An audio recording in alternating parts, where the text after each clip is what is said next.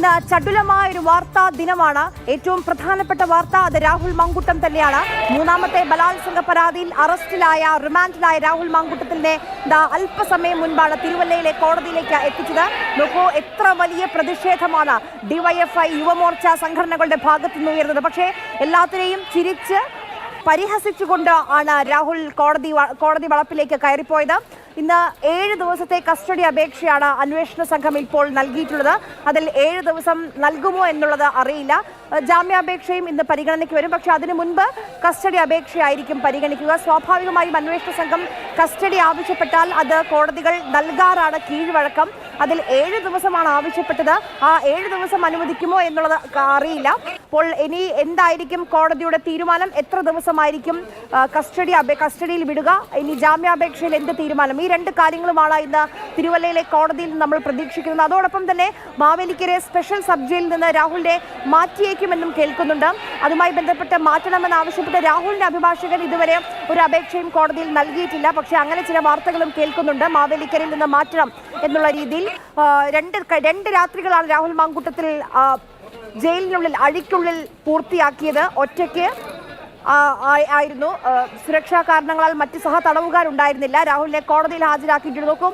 ആ കോടതി വളപ്പിൽ എത്രത്തോളം വലിയ പ്രതിഷേധമാണ് ഡിവൈഎഫ്ഐ യുവമോർച്ച യുവജന സംഘടനകളുടെയൊക്കെ ഭാഗത്തു നിന്ന് ഉയർന്നത്. പക്ഷേ എല്ലാത്തിനെയും ഇപ്പോഴും തന്റെ നിലപാടിൽ ഒരു മാറ്റവുമില്ലാതെ പരിഹസിക്കുന്ന, അധിക്ഷേപിക്കുന്ന ആ ധാർഷ്ട്യത്തോടെയുള്ള മുഖഭാവത്തോട് തന്നെയാണ് കോടതിയിലേക്കും രാഹുൽ മാങ്കൂട്ടത്തിൽ കയറിപ്പോയത്. ഇന്നലെയൊന്നും കാണാൻ വന്ന ആളുകളെ യൂത്ത് കോൺഗ്രസിന്റെ പല നേതാക്കൾ രാഹുലിനെ കാണാൻ വേണ്ടി വന്നിരുന്നു. പക്ഷെ അവരെ ആരെയും കാണാൻ കൂട്ടാക്കിയിരുന്നില്ല. പള്ളികളിലും അമ്പലങ്ങളിലും ഒക്കെ നേർച്ചയും പ്രാർത്ഥനയും ഒക്കെ പലരും നടത്തിയിരുന്നു. റിജോ ഒക്കെ നടത്തിയിരുന്നു. പക്ഷേ ഇന്നലെ ആകെ സഹോദരിയുടെ ഭർത്താവിനെ മാത്രമാണ് രാഹുൽ മാങ്കൂട്ടത്തിൽ കാണാൻ കൂട്ടാക്കിയത്.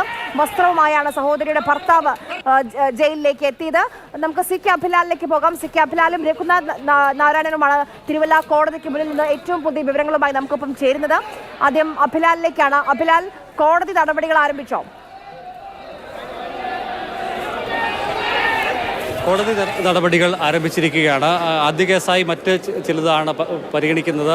വൈകാതെ തന്നെ അരമണിക്കൂറുകളിൽ തന്നെ രാഹുലുമായി ബന്ധപ്പെട്ട കേസ് കൂടി പരിഗണിക്കും എന്നുള്ളതാണ് മനസ്സിലാക്കുന്നത്. ക്രൈംബ്രാഞ്ച് രജിസ്റ്റർ ചെയ്ത 100/25 എന്നുള്ളതാണ് രാഹുൽ പ്രതിയായിട്ടുള്ള മൂന്നാമത്തെ കേസ്.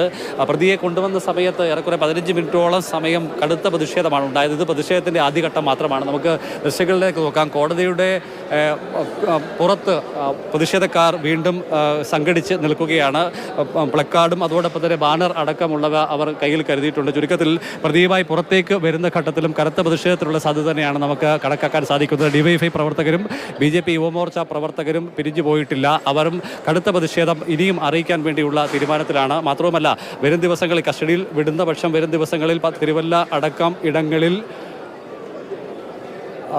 തെളിവെടുപ്പ് കൂടി ഉണ്ട്. അതിനാൽ അവിടെയും സമാന രീതിയിലുള്ള പ്രതിഷേധങ്ങൾക്ക് കളം ഒരുങ്ങുകയാണ്. പ്രത്യേകിച്ച് നിയമസഭാ തെരഞ്ഞെടുപ്പ് കൂടി അടുത്ത് വരുന്ന ഘട്ടത്തിൽ പ്രതിഷേധം കരപ്പെടുത്തുക എന്നുള്ളതാണ് പ്രതിപക്ഷ കക്ഷികളെ സംബന്ധിച്ചിടത്തോളം ഏറ്റവും പ്രാധാന്യം അർഹിക്കുന്നത്. വീണ് കിട്ടിയ വലിയ അവസരത്തെ പരമാവധി രാഷ്ട്രീയപരമായി ഉപയോഗപ്പെടുത്താൻ വേണ്ടിയുള്ള എല്ലാ ശ്രമങ്ങളും ഇടതുപക്ഷത്തിൻ്റെയും NDAയുടെയും ഭാഗത്തു നിന്നും ഉണ്ടാകും. അതിൻ്റെ ആദ്യ ഘട്ടമാണ് കഴിഞ്ഞ ദിവസങ്ങളിലും അതോടൊപ്പം തന്നെ ഇന്ന് പ്രതിയെ കോടതിയിൽ ഹാജരാക്കിയ വേളയിലുമൊക്കെ തന്നെ കാണാൻ സാധിച്ചത്. അതേസമയം കോടതി അരമണിക്കൂർ സമയത്തിനുള്ളിൽ തന്നെ 100/25 എന്നുള്ള ക്രൈം കേസിലെ പ്രതിയുമായി ബന്ധപ്പെട്ടുള്ള വിഷയങ്ങൾ പരിഗണിക്കും. ഇതിൽ ആദ്യം പരിഗണിച്ച ശേഷം പിന്നീട് വിശദമായ വാദത്തിനായി ഇന്ന് തന്നെ മറ്റൊരു സമയത്തേക്ക് മാറ്റിവെക്കുകയോ അതല്ലെങ്കിൽ ആദ്യഘട്ടത്തിൽ തന്നെ വാദത്തിലേക്ക് പോവുകയോ ചെയ്യാനുള്ള സാധ്യതയുണ്ട്. എന്തായാലും പ്രോസിക്യൂഷൻ പ്രധാനമായും ഉന്നയിക്കുക കേസിന്റെ അന്വേഷണം എന്നുള്ളത്. രാഹുലിനെ കോടതിയിലേക്ക് ഹാജരാക്കിയപ്പോഴുള്ള യുവജന സംഘടനകളുടെ പ്രതിഷേധത്തിന്റെ ദൃശ്യമാണ് നമ്മൾ ഒരു ബോക്സിൽ കാണുന്നത്. പൂവങ്കോഴിയുടെ ചിത്രത്തിൽ രാഹുലിന്റെ മുഖം വെട്ടിയൊട്ടിച്ച പ്ലക്കാർഡുകളുമായാണ് ഡിവൈഎഫ്ഐ പ്രവർത്തകർ ഈ കോടതി വളപ്പിലേക്ക് എത്തിയത്. കാട്ടുകോഴി എന്നുള്ള പ്ലക്കാർഡുകൾ ഉയർത്തിക്കൊണ്ടാണ് രാഹുലിനെതിരെ ഡിവൈഎഫ്ഐയുടെ യുവമോർച്ചയുടെയും ഒക്കെ പ്രതിഷേധമുണ്ടായത്. രഘുവിലേക്ക് കൂടി പോവുകയാണ്. രഘു, ഇത്ര വലിയ പ്രതിഷേധം ഇത് ആദ്യത്തെ തവണയല്ല.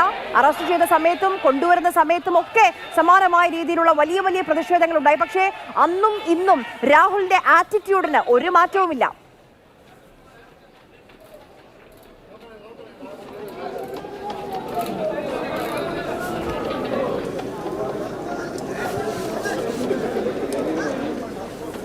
രഘുവിലേക്ക് മടങ്ങി വരാം. സി കെ അഭിലാൽ തുടരുന്നുണ്ട്. അഭിലാൽ, നമ്മൾ ഈ ദൃശ്യങ്ങളൊക്കെ കാണുന്നുണ്ട്. കോടതി വളപ്പിലേക്ക് രാഹുലിനെ കൊണ്ടുവരുന്ന സമയത്ത് എത്ര വലിയ പ്രതിഷേധമാണ് അവിടെ അരങ്ങേറിയതെന്ന്, പോലീസ് എത്രത്തോളം പാടുപെട്ടാണ് ഈ പ്രതിഷേധക്കാരെയൊക്കെ നിയന്ത്രിക്കുന്നതെന്ന്.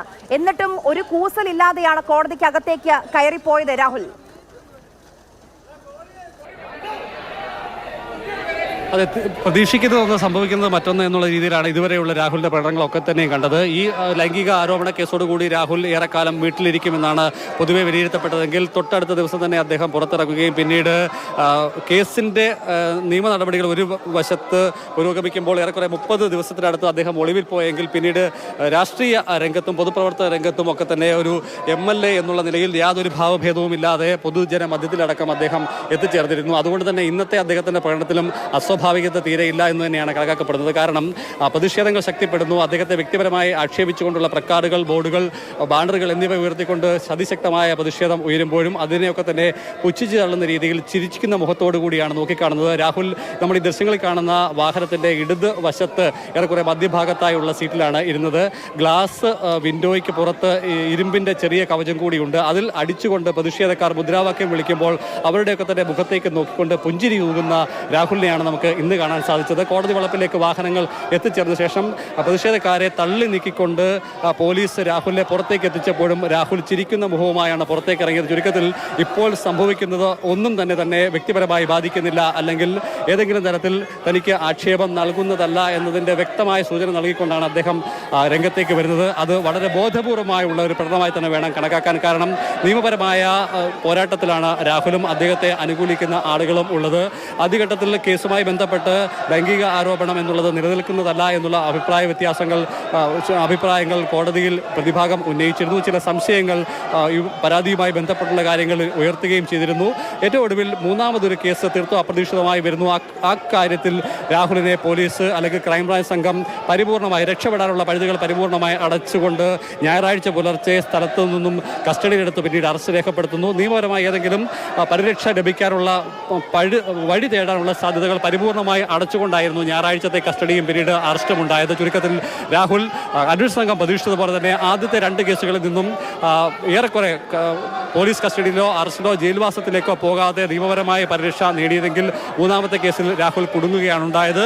ഇപ്പോൾ അദ്ദേഹം ജുഡീഷ്യൽ കസ്റ്റഡിയിലാണ്. കേരളത്തിന്റെ മുൻ DGP അടക്കം TP സെൻകുമാർ ഇന്നലെ ഒരു സമൂഹ മാധ്യമത്തിൽ ഒരു പോസ്റ്റ് ഇട്ടിരുന്നു.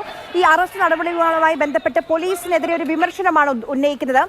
സമാനമായി പല നിയമ കോണുകളിൽ നിന്നും ആ രീതിയിലുള്ള പരാമർശങ്ങൾ അല്ലെങ്കിൽ വിമർശനങ്ങൾ ഉയർന്നിരുന്നു. അറസ്റ്റുമായി ബന്ധപ്പെട്ട് MLA ആണ്, ജനപ്രതിനിധിയാണ്, അപ്പോൾ പാലിക്കേണ്ട ചില ചിട്ടവട്ടങ്ങൾ പാലിച്ചിട്ടില്ല, വൈദ്യപരിശോധന നടത്തിയിട്ടില്ല യുവതിയുടെ, അങ്ങനെ കുറച്ച് കാര്യങ്ങൾ ചൂണ്ടിക്കാണിക്കുന്നുണ്ടായിരുന്നു. ഇതെല്ലാം എന്തുകൊണ്ട് എന്ന് ബോധ്യപ്പെടുത്താൻ പോലീസിന് കഴിയുമോ? പ്രോസിക്യൂഷൻ ഈ വിഷയത്തിൽ പറഞ്ഞിരിക്കുന്നത് രാഹുൽ സീരിയൽ ക്രൈമിന് ഉടമയാണ്, അല്ലെങ്കിൽ പ്രത്യേക മനോവൈകല്യമുള്ള ആളാണ്. സീരിയൽ കേസുകൾ ഇദ്ദേഹത്തിനെതിരെ രജിസ്റ്റർ ചെയ്യപ്പെടുന്നുണ്ട്.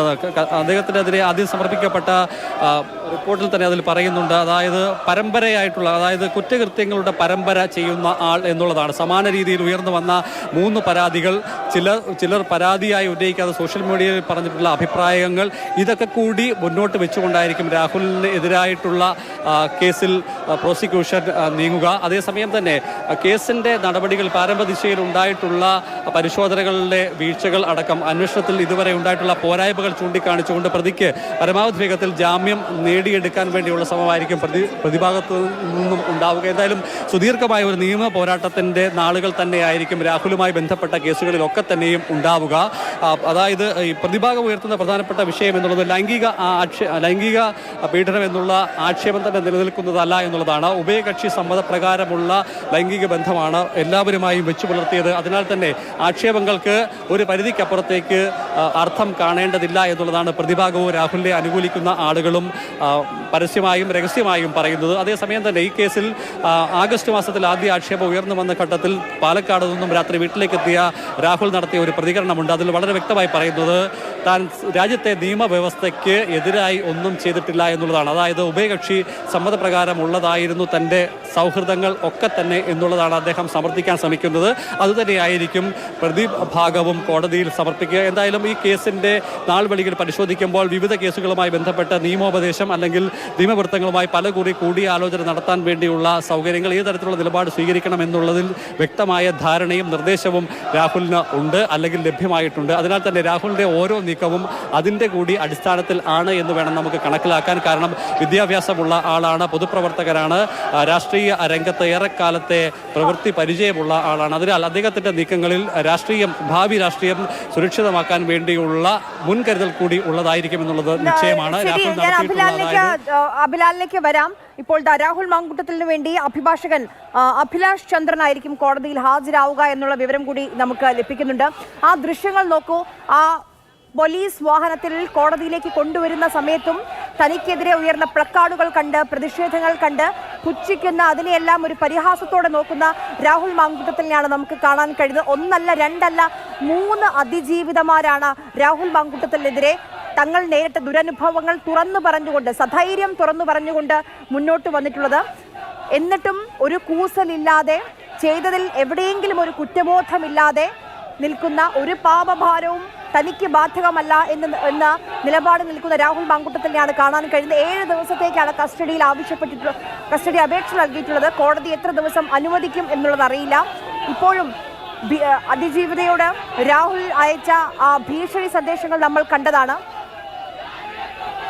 1ാമത്തെ പരാതിയിലും 2ാമത്തെ പരാതിയിലും 3ാമത്തെ പരാതിയിലും അതിക്രൂരമായ ലൈംഗിക വൈകൃതമാണ് രാഹുൽ ആ 3 പേരോടും നടത്തിയതെന്ന് അവരുടെ 3 പേരുടെ മൊഴിയിൽ കാണുന്നുണ്ട്. എന്നിട്ടും ഇത്രയധികം പരാതികൾ ഉയർന്നിട്ടും ഒരു കൂസലുമില്ലാതെ ചിരിച്ച് അതേ മുഖത്തോടു കൂടി പോകുന്ന രാഹുൽ മാങ്കൂട്ടത്തിനെയാണ്.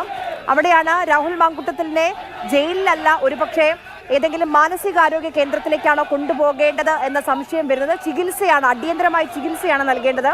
രാഹുലിന് വേണ്ടി അഭിലാഷ് ചന്ദ്രൻ അഭിഭാഷകനായിരിക്കും കോടതിയിൽ ഹാജരാവുക. മജിസ്ട്രേറ്റ് അരുന്ധതി ദിലീപാണ്.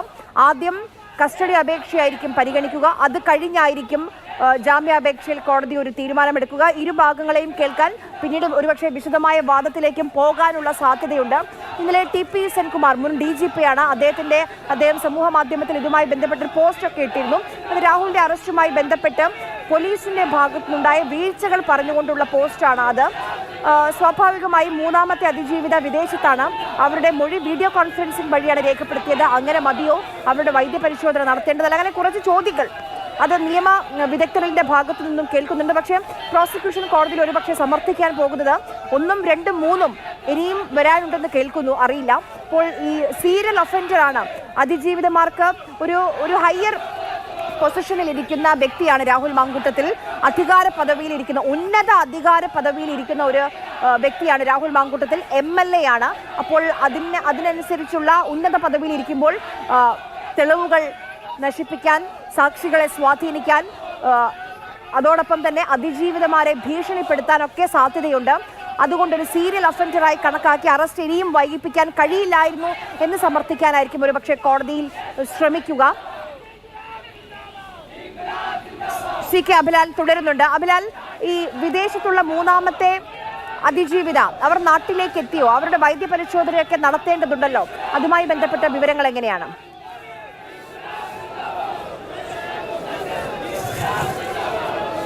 യൂറോപ്യൻ രാജ്യത്ത് ജോലി ചെയ്യുന്ന ആളാണ് കോട്ടയം സ്വദേശിനിയായിട്ടുള്ള 3ാമത്തെ കേസിലെ പരാതിക്കാരി. അവർ ഏറെക്കുറെ 30 വയസ്സിനടുത്ത് പ്രായമുള്ള ആളാണ്. 2024 ഏപ്രിൽ മാസത്തിലാണ് ഈ സംഭവം നടന്നത് എന്നുള്ളതാണ് അവർ പരാതിയിൽ പറയുന്നത്. പിന്നീട് മൊഴിയിൽ അത് ആവർത്തിക്കുകയും ചെയ്തു. തിരുവല്ലയിലെ ഒരു ഹോട്ടൽ മുറിയിലാണ് ലൈംഗിക അതിക്രമം ഉണ്ടായത്. ആ ഹോട്ടൽ മുറി തന്നെ കൊണ്ട് ബുക്ക് ചെയ്യിപ്പിക്കുകയായിരുന്നു എന്നുള്ളതാണ് അവരുടെ വാദം. ഈ വിഷയത്തിൽ അവരുടെ മൊഴി രേഖപ്പെടുത്തുകയും അതുമായി ബന്ധപ്പെട്ട് ഈ പറയുന്ന തീയതിയിൽ 2004 ഏപ്രിൽ മാസത്തിൽ പരാതിക്കാരി പറയുന്ന തീയതിയിൽ ഈ പരാതിക്കാരിയുടെ പേരിൽ ഈ പറയുന്ന ക്ലബ് 7 ഹോട്ടലിൽ റൂം ബുക്ക് ചെയ്തിട്ടുണ്ടോ എന്ന് അടക്കമുള്ള കാര്യങ്ങൾ ക്രൈംബ്രാഞ്ച് സംഘം ആദ്യഘട്ടത്തിൽ തന്നെ പരാതി ലഭ്യമായ ഘട്ടത്തിൽ തന്നെ രഹസ്യമായി പരിശോധിച്ച് ഉറപ്പാക്കിയിരുന്നു. അതിൻ്റെ അടിസ്ഥാനത്തിൽ അവരുടെ മൊഴി വീഡിയോ കോൺഫറൻസ് കൂടി രേഖപ്പെടുത്തിയ ശേഷം അനുബന്ധ തെളിവുകൾ വിശ്വാസയോഗ്യമാണ് എന്ന് കൂടി മനസ്സിലാക്കിയ ശേഷമാണ് ഉടൻ തന്നെ അറസ്റ്റിലേക്ക് കടന്നത്.